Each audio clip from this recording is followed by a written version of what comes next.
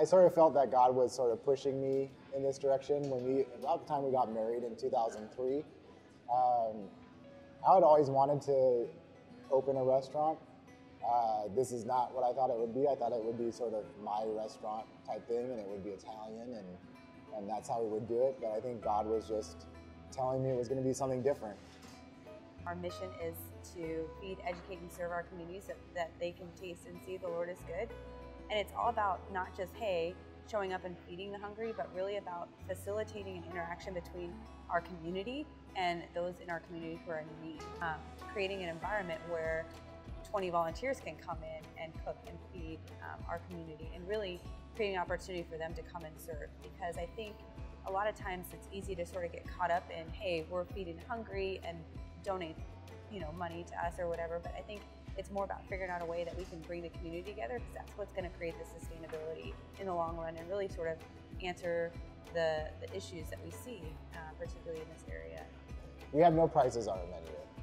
We don't suggest a price. We just try to tell people that they can pay what they would normally pay going out to eat. If they want to help somebody else in need, then they could pay a little bit more. And if they are someone that's in need, we just ask that they pay what they're able to pay for their meal. It's pretty much that simple. If you're someone who isn't in need today, you can come in and eat and pay what you normally pay and help give back to the community. If you're someone that is in need, you just pay whatever you can afford, even if that's nothing.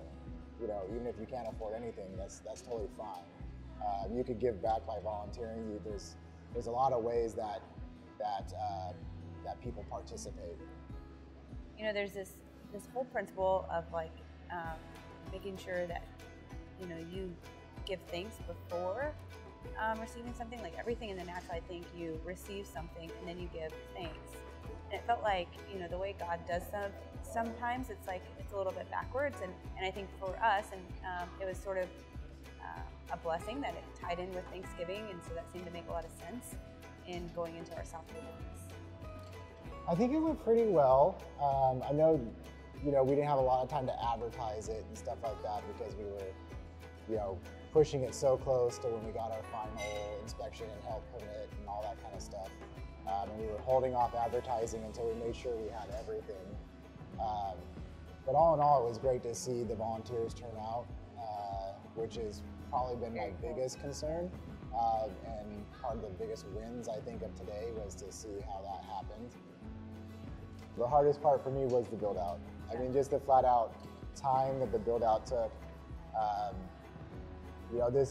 This was sort of a vision that I had, and it's a very passionate thing for me. So I just wanted to cook, and so the different delays that we've had and the different hiccups that we've had that sort of pushed back that date has just, I think, for me, been the hardest thing to kind of work through, just because, I've been waiting for this day for so long, and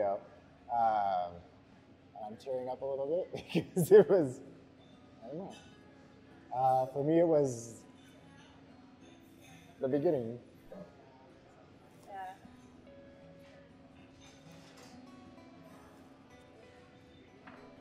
These are sweat from the hot fire.